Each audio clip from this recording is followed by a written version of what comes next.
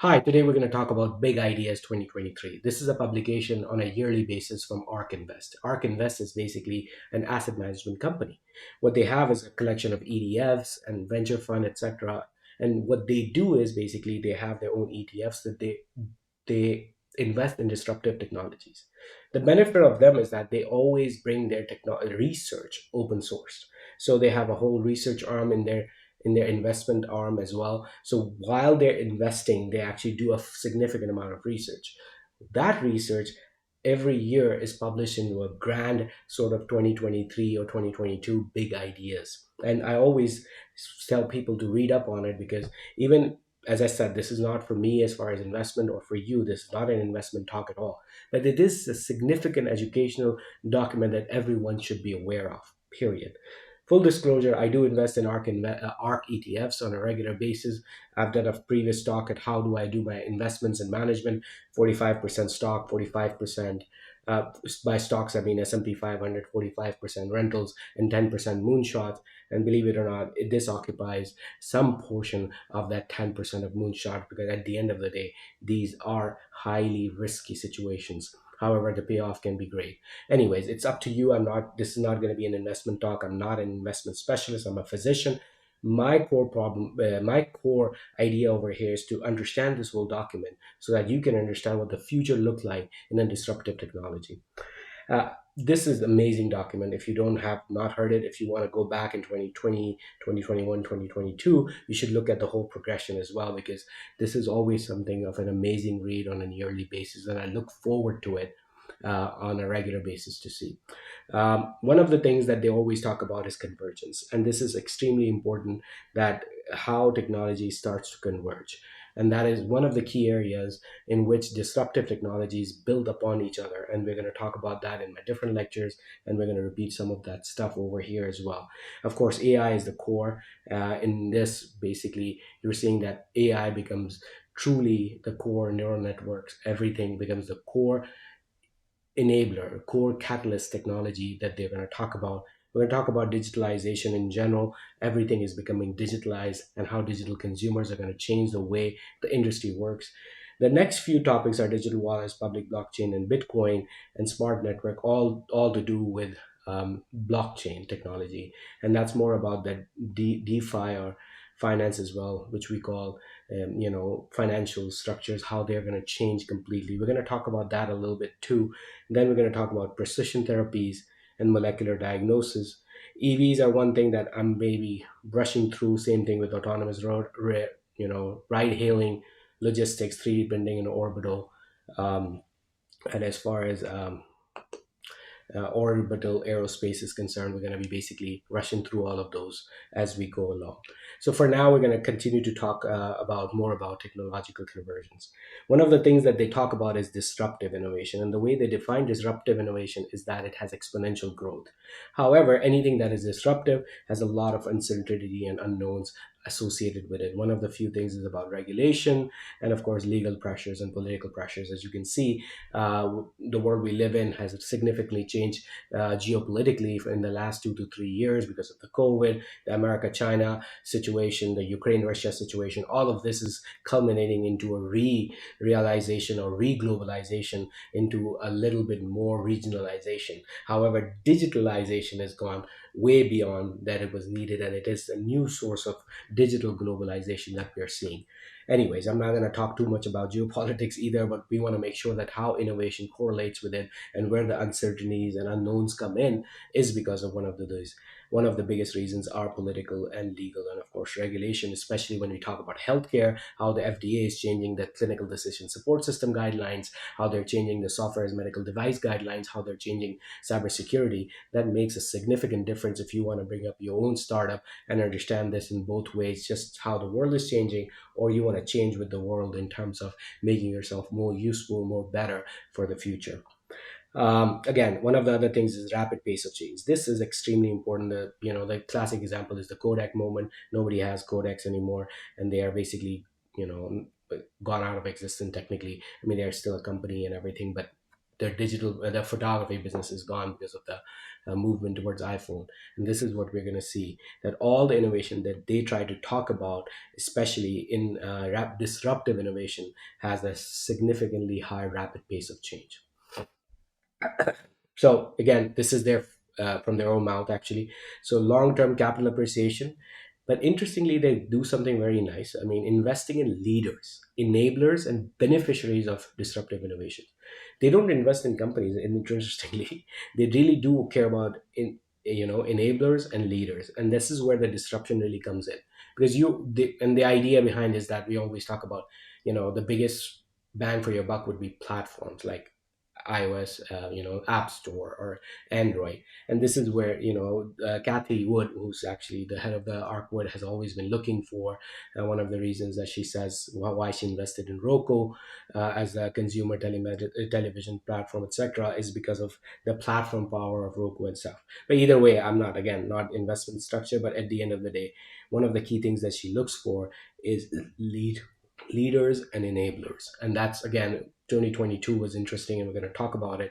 But you're going to see that this is interesting that she said that. Another thing that she has said is that it's super exponential. That's the key thing. Growth of tomorrow. They are looking for exponential growth companies that can actually take from 0 to 1,000 in a very short period of time. And then this, of course, is, the idea behind them putting out this research, as they have said it, is because they want to, quote unquote, advertise their fund. So be careful, take it with a grain of salt. But I love this whole research, because this really opens up your mind in a one good format, what to expect, what not to expect in the next few years. By the way, I'm going to stop this video around 9.5 minutes, and we're going to do parts 1, 2, 3, 4, and keep going one at a time. So just make sure you subscribe to the YouTube channel, because this is not going to be something that I can finish in 10 minutes or so. It's a 153-page document. I'm going to go through it, all of it, because I think this is extremely important for my students, and they've requested it, and for the rest of you as well. Um, this is the table of contents, again, table of convergence. We're going to talk about this. This is, again, one of the key digital transformations. This is about blockchain. This is about medicine, and then others. Others will be a little less so what I'm going to discuss. Technological convergence. This is like this beautiful diagram that is actually showing that everything is basically converging into one, input is actually very important. And what is it? Artificial intelligence, the most important catalyst. It's velocity cascading through all the other technologies. And again, you have seen my stuff as well, because it is really a breakthrough technology. I mean, you're looking at 13 trillion today to 200 trillion by 2030, and you thought that that was too far. We're already in 2023. We're looking at, if you look at the CAGR, it's huge for this, from 13 trillion to 200 trillion dollars. I mean, it is insane to think of that we have the compound interest rate growth rate going from $13 trillion to $200 trillion. They will give some data to back this up, and we're going to go through this as well. Again, one of the key issues is converging technologies, and convergence is basically you're building one layer of technology over the other layer of technology. And when you have that layering of technology, then that is the beauty of bringing these disruption. Of course, at the core of it is artificial intelligence. We have talked about it a lot. There's a whole series that I have done. So make sure you follow through that, why it is getting important, what is the hardware changes, what is the connectivity changes. I've talked about everything. But of course, it is the main thing is about neural networks. And we are creating $10 trillion of value. According to them, again, internet has not brought that much value as much artificial intelligence is going to bring. Key issue over here is what she has talked about is next generation cloud. Now, I did not really understand it. Then I had to go back and research it. I don't know if you looked. I mean, everyone basically is aware of the Chat GPT, right? The Chat GPT actually has a very good understanding, or I don't know, partnership with Microsoft. Microsoft actually, if you look at their Satya Nadala's recent interview, they had to rebuild Azure. Their Azure their Azure service, cloud service, they had to literally rebuild it into a next generation cloud. That's the exact words that he used when he was presenting, that this will dominate the potential end users, and this next generation cloud will be able to faster train, faster deliver artificial intelligence. So artificial intelligence has changed the way cloud computing worked. It was not just about renting a computer in the cloud anymore. It is actually delivering very fast end edge services combined with your edge devices. So there's a very good relationship between cloud and edge devices that is going on, and they automatically help you. So for example, Apple does not invest a whole lot in cloud computing. They do on device photo processing for your images, and then it gets uploaded into the cloud again. So there's a way that you can decrease the cost of the cloud while also increasing it. Google has a separate model. Sometimes they do it on the edge, sometimes they don't. So it depends on where you are. But we're seeing a significant change in the architecture of cloud itself because of artificial intelligence. And then of course we're going to have a lot of intelligent devices that are going up. We talked about it all the way from Apple Watches to voice assistants that are going to help patients take their medications. So we are literally seeing a significant amount of intelligent devices coming in, and this is going to be one of the key areas that we're going to see as far as technological convergence. One of them is artificial intelligence. As we generate more and more data, we actually have to take into account like who's doing what. And therefore, when we talk about public blockchains, so this is they're talking about public, and I really don't care about, because when they talk about public, they're mostly talking about cryptocurrencies, Bitcoin and stuff. And most importantly, I think digital wallets are amazing. However, more and more data as we generate, we really need to make sure that we take and tokenize it. That's the term I use. How do you tokenize it? There will be a time that it will be much easier for us to find out how much CAT scans Junaid Kalia ordered, Plavix, aspirin, etc. And you will be able to exactly tokenize that Junaid Kalia spent this much money in the healthcare system, and these are the outcomes that he was able to deliver. And that can only be done by private blockchains, most likely. At some point in time, maybe Medicare is going to make it public as well, but who knows? At the end of the day, this level of tokenization, this level of counting to be able to be done can only be done through this massive ledger technology called blockchain. And of course, they believe that smart contracts are going to bring us a lot of transparency, especially getting stuff from Ecuador, Bolivia, etc. We don't know who the stuff is coming from, etc. So all in all, we're going to see a lot of input that is going to come in, and therefore blockchains are going to be central in terms of creating this convergence. Again, we have seen a lot of buzz around NFT, which goes away. You may have your own opinions about Bitcoin. Again, it doesn't matter what your opinions are at the end of the day, but as an underlying technology, blockchain is going to be a significant part of the future, and it builds on artificial intelligence as well, because as soon as these smart contracts also have built-in systems in which they can know that through AI and stuff, that if the contract was can be executed, completed, etc., and therefore all these significant amount of complex logic can be built in through smart contracts, and therefore payment and no payment, etc., can go through.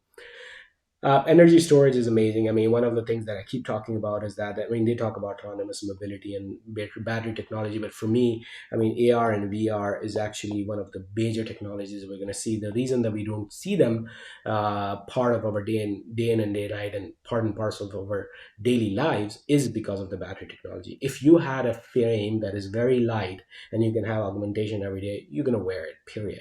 The reason you don't wear it is because it doesn't last that long and it is so heavy, and therefore you're not going to wear it unless and until we get to that energy storage density with the space and the weight. We will not see, honestly, AR and VR that significantly changing our lives, and that's where I think Apple is not releasing one of their products is because that they have everything else. They have the OLED screen, they have the sound system, operating system, everything. But if there is no good battery technology to take care of to get to this point, they're not going to do it. And one of the reasons they're moving towards the 3 nanometer microprocessors from the current generation of 5 nanometers is to improve efficiency of microprocessors, because honestly, battery storage technology is, at least in my opinion, 10 to 12 years away.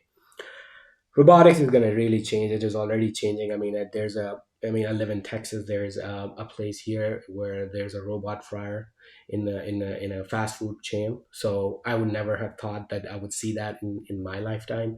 However, we are already seeing them, because especially there the robot doesn't sleep, the robot doesn't take vacation, it doesn't get sick, and it doesn't get burned by the oil. So there are definitely areas where robots are much better, and humans do not want to do that jobs either. Even if your cost efficiency is equal, then the robots win by a mile. If the cost efficiency is not equal to a human, if it's slightly more expensive, even then, hiring, maintaining, dealing with HR for human beings, etc. Those who run a company knows that it's such a task. So robotics do have their own edge, and it is going to come with a vengeance as soon as these AI models are getting better, because we are able to combine multiple artificial intelligence models. The robotic cameras can do computer vision, the arms movements, etc., can literally tinker themselves pretty fast, and therefore robotics is getting more and more efficient as well. And again, it's a herd, mentality of learning as well. So if a robot learns from there, it's transferred to another robot 3,000 miles away. So again, robotics is going to change the way we do things, and again, it may not feel like to some people that it's just a pipe dream or something, but I can tell you that we are seeing that in a lot of daily lot of daily places, like fast food restaurants. Anyways, coming back to the last one is sequencing. So sequencing is DNA sequencing is extremely important, and this digital health data. I mean, that's what I have. My whole thing has been, and one of my applications is going to come through that. We are really going towards precision therapeutics, and this programmable biology that they're talking about is able to design novel biological constructs, including specific nutritional per individual DNA profile and even environmental profile. We're going to see a lot of this coming into fruition sooner and sooner. We're going to share some data that they share. I personally, again, not that into genomics and sequencing, but of course I have to keep an eye on those things as far as teaching my students and everything. So we'll share that data as they go along as well. Again, in this slide they have done this, that one of the things is the network graph. Again, the idea is that each one is network. So one of the key things is the neural network, which directly goes into adaptive robotics, as I told you, computer vision, etc., autonomous mobility. Again, that is connected with advanced battery technology. Next generation cloud is again directly connected with neural networks and intelligent devices. This multi-omic technologies require AI, period. I mean, you have to churn the data from radiomics, biomics, metabolomics. I mean, not to mention, like, clinical trials data, and of course, insurance claims data, etc. So you just have so much data that you need basically artificial intelligence. Nobody can do that. And of course, it's directly related with precision therapy as we go along. And of course, digital wallets, smart contracts, and everything are a significant another portion of DeFi. And that's again is important because digital wallets are connected through intelligent devices and that are connected with neural networks. So this graph network that you talk about in Convergence is extremely important in understanding this whole sort of idea behind how this convergence is one of the key things in terms of technological advancement. The node size corresponds to attributable technology at a log scale. So therefore, this neural network node is huge because it is the largest log. And then, of course, we're going to come to the next slide, and this is also, in my opinion, one of the key important slides. And over here, they talk about the catalyst. What is the one technology that is the most important catalyst enabler for other technologies as well? And this is where they top point out neural network, because again, AI is basically built into many other things. Of course, digital wallets is going to be very, very, very important. People in the United States do not know, but if you go to Africa, Sri Lanka, Pakistan, there are definitely people are paying through their mobile phones. It's the norm now as compared to something else. So clearly we're seeing that digital wallets are going to be part and parcel of the future, and the use of cash in the United States is dropping significantly as well. Again, and then of course, adaptive robotics is not really a catalyst for anything else, but 3D printing is not. So you can see, advanced battery system will be a catalyst for so many things that I just talk about, AR and VR, autonomous mobility.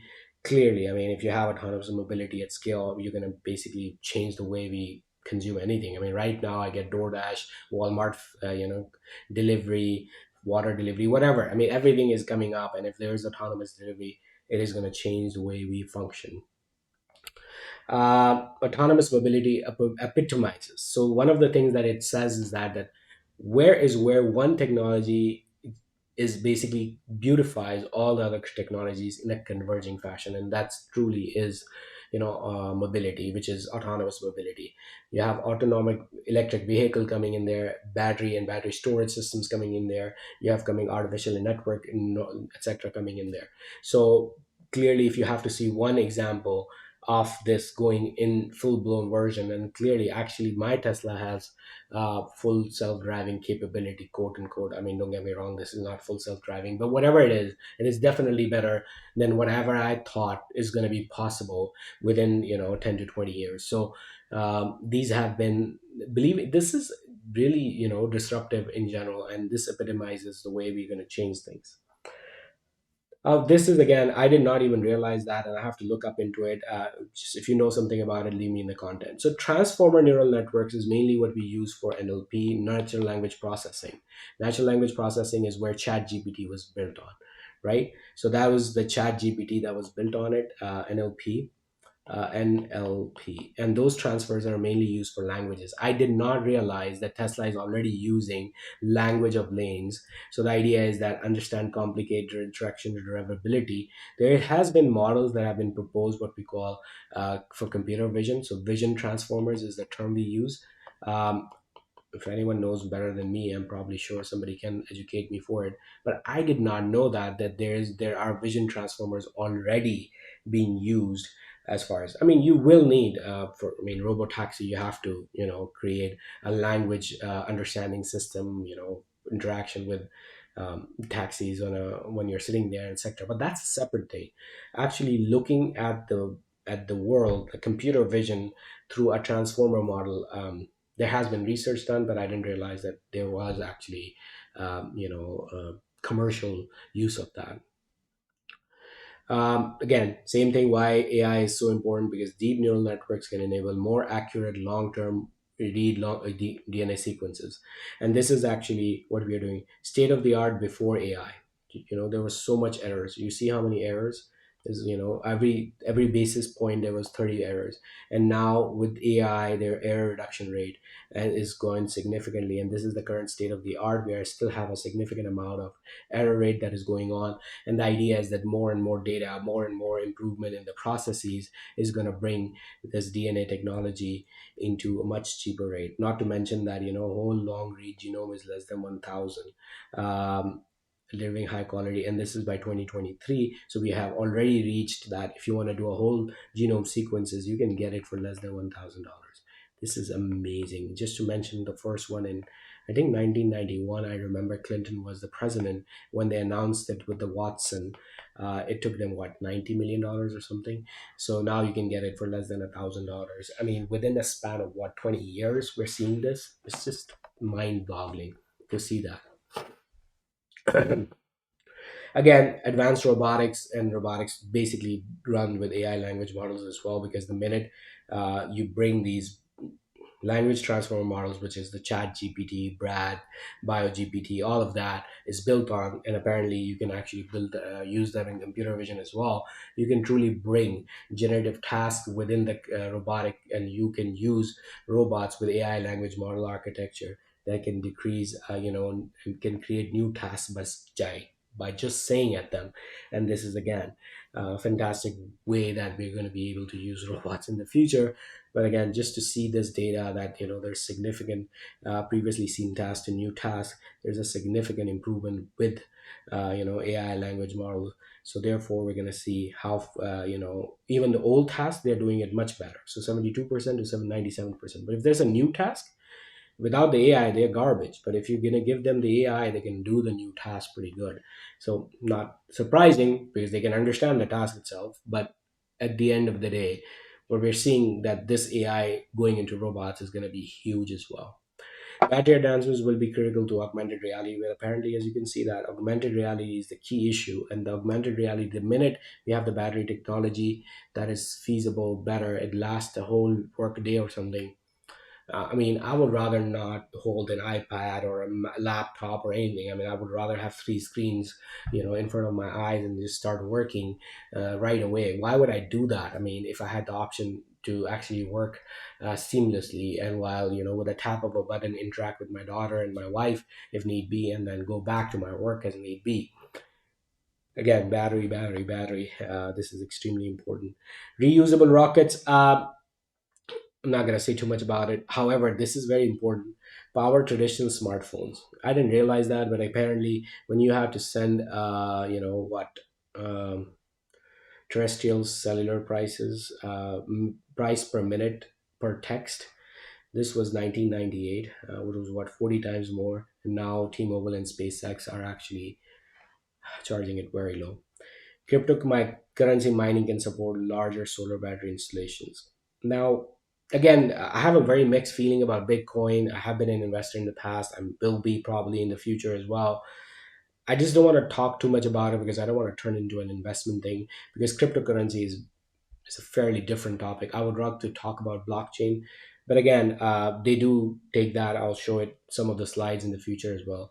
Discontinuous change in macroeconomic growth are the norm. So, what do you mean by that? Discontinuous change. So the idea is that there's no high single floor, right? There's not like a Kodak moment every 3.6 months or 3.5 years or something. The change, the rapid pace of change is so discontinuous that you don't really understand. Like, hey, this is the change that is coming. So this is going to be the norm. That's the whole idea behind it. That hey, this is not going to be something that is going to go away. But really think about it, right? We talked about AI, but ChatGPT changed the way we think about language and artificial intelligence last year and this year, right? So this is what about discontinuous change is considered. Innovations completing the meaning of economic statistics. That is very, very true. And this is a fantastic example. So previous streaming package, premium streaming package, if you do Hulu, Disney, ESPN, Netflix, Max, Apple TV, and Prime, this all actually, I think it costs $119 or something in terms of, if you take Amazon Prime separately, the video service only, which is practically free, right? So when you do this, that's $119, and absolutely the standard package that would include enough of this stuff would be $150. So this is very where the disruptive innovation of things can really change. And again, digitalization is at the core of it. I'm sorry, I apologize. You were not able to see it. So here you go: Hulu, Disney, ESPN, Netflix, HBO Max, Apple TV, and Amazon Prime. So that's $119, and this is $150. So disruptive change will change the way of what economic statistics will be, and therefore it is very hard. When I'm sitting in, VC fund or some private equity fund calls me up for consultation, it is becoming increasingly hard to be able to uh, value these companies because so much of it is intangible. Some of these assets, I mean, it's just impossible for you to say, okay, this is worth $2 or $5 or what is one subscriber worth. We live in an interesting age, honestly, because there is a lot of as I said, the way we used to do regular economics and regular valuations, etc. I mean, a house is worth a house, right? Bricks, door, location, land. It's very different how you value things in a digital space, and honestly we're still learning that art of valuations in digital space, including digital health itself. um, Today's innovation platform would lift GDP growth towards GDP suggested by technological history. Now, this is the consensus GDP by 2023. This is in trillions, 130 trillion. Energy storage, if it comes through, then it's going to change another 26. If it's robotics are going to come through, it's going to change another 160. So the real GDP in 2023 would be 170 per Ark Invest. Again, just to mention that they want these two factors to be in. Energy storage, I don't know. Robotics, yes. I think robotics is at a point where we can say that this is going to add that much GDP value into the economy. Again, it might go to the top 1% who actually owns those companies. Who knows? Or maybe Amazon acquires another big company, but who knows where that goes. But in GDP, in gross domestic product, robotics are going to change. One of the ways the regional geopolitical tensions are changing is because that level of manual labor that was needed to build an Apple Pencil, or I don't know, this remote control or something, that has really changed. You don't really need to build all that. all the way from China because of the robotics that we can use. So, and Tesla has shown the way that we can use both humans and robotics in a very beautiful way, and therefore you don't want to go full robotics either, but you want to do human in loop, and that is the most efficient way. So that's one of the reasons that the geopolitical push of America bringing back manufacturing is because you really do not have to do that heavy of manual labor also. So therefore, why not bring the jobs back? Maybe I'm wrong, but anyways, there's always a reason behind a lot of things. Disruptive innovation could constitute the majority of global equity.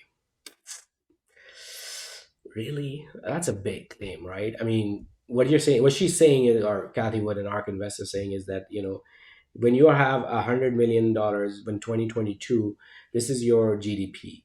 What she's saying is all the rest of it is going to be the main driver of the growth, and this is only going to go from 84 to 96.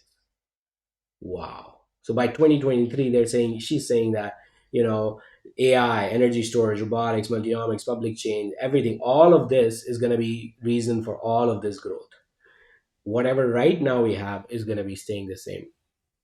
Yeah, I mean the percentage wise, if you open up a new McDonald's, Starbucks, or Tim Hortons or whatever, this doesn't really change exponentially. It really just keeps up with the population growth, or breaks even with the GDP targets.